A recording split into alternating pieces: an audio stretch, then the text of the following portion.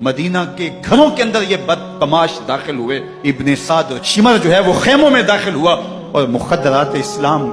चादरें छीनने की कोशिश की। हजरत ज़ैनब सलामुल्लाह अलैहा ने मुखातब होकर कहा, हमारे चेहरे के रखवाले चले गए हैं, जालिम तू ख्याल नहीं करता हम रसूलुल्लाह की बेटियां हैं। हजरत शहरबानो, हजरत ज़ैनुल आबिदीन और हजरत ज़ैनब सलामुल्लाह अलैहिम, इन तीनों को एक ऊंट पे बांधा गया और बाकी ऊंटों पे बाकी सादात को, हुजूर की शहजादियों को बांधा गया, रस्सियों में जकड़ा गया और ऊंटों पे बांध करके कुफे की जानब आगे आगे शहीदों के सर चल रहे हैं और पीछे ये काफिला चल रहा है। और जब ये काफिला वहां से गुजरा जहां लाशें पड़ी थी, इमाम ज़ैनुल आबिदीन 14 साल के थे और बीमार थे और उनका हौसला न हुआ, वहां गशी उनके ऊपर आने लगी। और वो मंजर इब्ने कसीर ने, बाकी लोगों सब ने लिखा है कि फिर जब उनकी ये हालत हुई तो फिर सैयदा ज़ैनब सलामुल्लाह अलैहा, जिन्होंने अभी तक बड़े हौसले के साथ सारी मुश्किलात का मुकाबला किया था,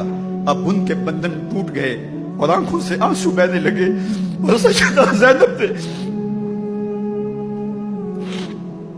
इमाम हुसैन रज़ी अल्लाह तआला अन्हु की लाश पे खड़े होके, और वो रोंदी हुई लाश, टूटी हुई हड्डियां और वो बरेना बदन, कटा हुआ सर नेज़े की नोक पे और लाश ही पड़ी है, तो हजरत सैयदा ज़ैनब ने मदीने की तरफ मुंह करके जो है वो हुजूर से फरियाद की, रसूलुल्लाह, ए प्यारे आका, या जद्दा हो, ए हमारे नाना मोहतरम, ये देखिए आपका हुसैन पड़ा हुआ है। बदन से कपड़े उतार लिए गए, खाक हवाएं उड़ा रही हैं और उसके ऊपर चादर जो है वो मट्टी की पड़ गई है। या मोहम्मद आहो। और आगे फरमाया,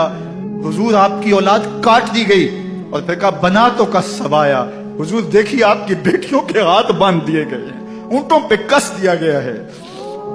सरे शहीदा आगे आगे चल रहे हैं, रास्ते के अंदर एक जगह आई और इनको उतारा गया। रात का मौका था, एक खातून आई और उसने कोई खाना पेश किया इनको और कहा कि मैं किसी जमाने में हजरत सैयदा फातिमा तो ज़हरा की नौकरी किया करती थी, उनकी लौंडी थी, उनकी कनीज थी, और आज मुझे पता चला कि आप लोग गुजर रहे हैं, तो मैंने कहा कि मैं अपनी मखदूमा के खानदान की खिदमत करूं। और फिर उसने कहा कि उस वक्त सैयदा की गोद में एक 6-7 माह की बच्ची थी जिसको ज़ैनब कहा करते थे। तो सैयदा ज़ैनब ने कहा कि अम्मा अगर पहचानती हो तो वो बदनसीब